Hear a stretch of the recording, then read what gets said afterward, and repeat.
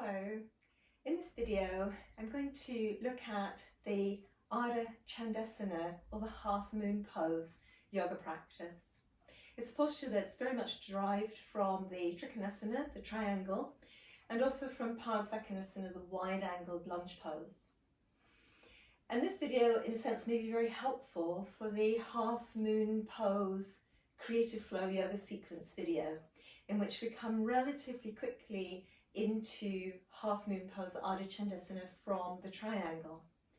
And one of the reasons that it's difficult for us to make transitions in the yoga is that we have habits. We perceive that effort is coming and we tend to brace to the front of our bodies. We tend to go into that stress reaction, got to do something difficult, brace the energy and the strength to the front of the body.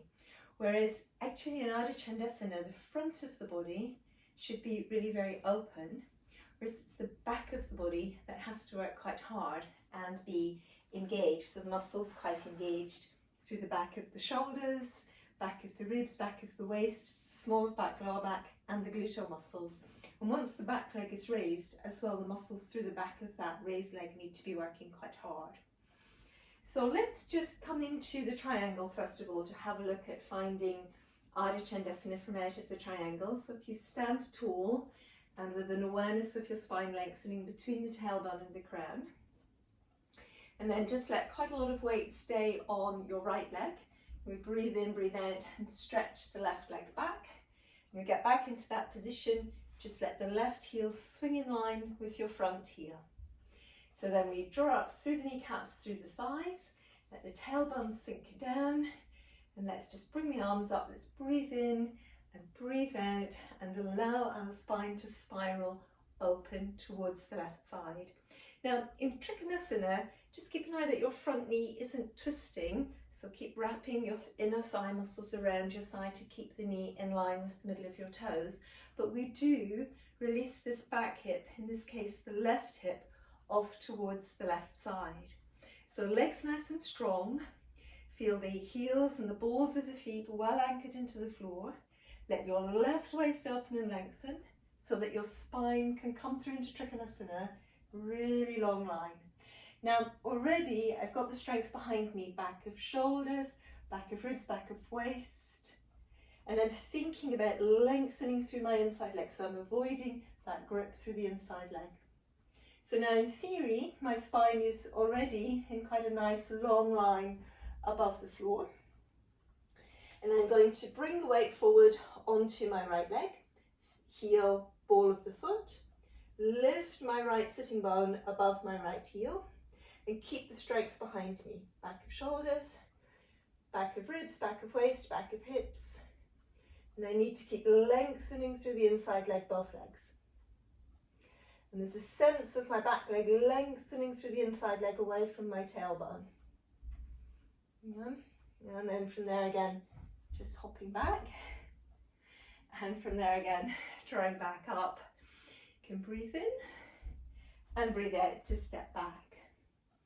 So let's look at it on the left side as well, because with a very strong posture like Trikonasana, with the back muscles are working very strongly coming into that twist, it's always a mistake not to give it a go on both sides. So just come to the other end of our mat.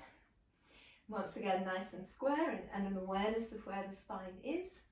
Breathing in, keep the spine lengthening, and just releasing this time the right leg behind, letting that right heel swing in line with the left heel. So lots of strength coming up through your thighs, having the heel and the ball of the foot engaged to the mat.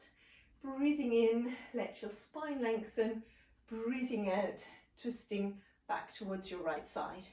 Just keeping a check on your front thigh, that the knee is staying in line with the toes on the front leg, the left leg this time, and then coming through into Trikonasana. So if you come into Trikonasana, just think about keeping your spine quite long. So that might involve letting the front knee bend. And better to let the front knee bend than to bring the spine into a torqued position. And also you'd have too much strength in the front of the body for the Ardha Chandrasana. So again, as I come into the half moon pose, I let the front knee bend.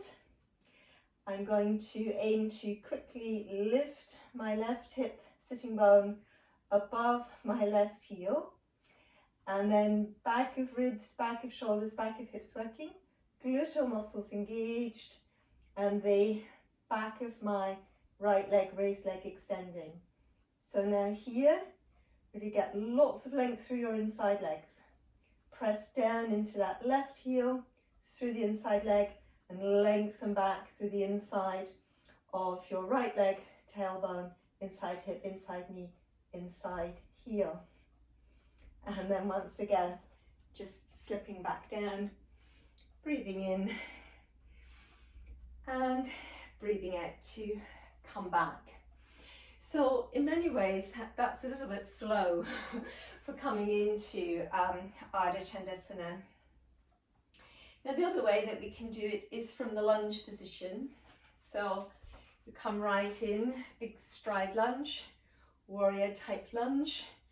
You can always breathe in, pass through warrior one, and opening into warrior two. And again, as we open into warrior two, we release the back hip off to the side.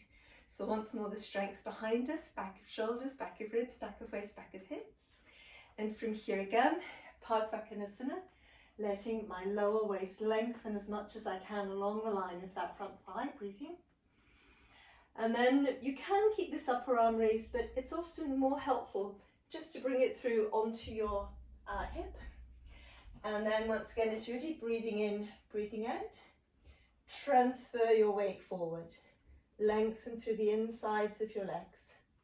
And see if you can find that position where your spine is able to lengthen out parallel to the floor. And I personally don't think it's that helpful to negotiate a lot with the arm on the floor. See if you can find the strength through the back of your body. Always flow it up and back, downward dog, to get into your position. And rolling back up. And then this time, if I stride my left leg forward and stay in this direction, you should be able to see my back muscles working a bit more than when obviously I'm facing the camera. And then sometimes, I just put the block there, it is sometimes helpful to have the block to begin to get position. So nice and tall. Breathing in, breathing out to get that lunge. And then again, lunging into the front leg, so lots of strength working around your thighs. Breathing in to lift very tall. And once again, that exhalation to bring us into a twist and letting the back hip open away.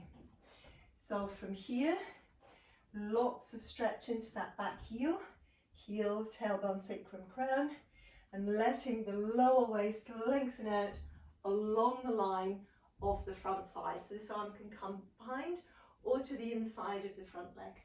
And again, I've got the strength across the back of my shoulders, back of my ribs, waist, hip. And then from there, I can bring this top hand onto the hip and reach forward. So I can reach forward with the block, giving me a little bit of assistance.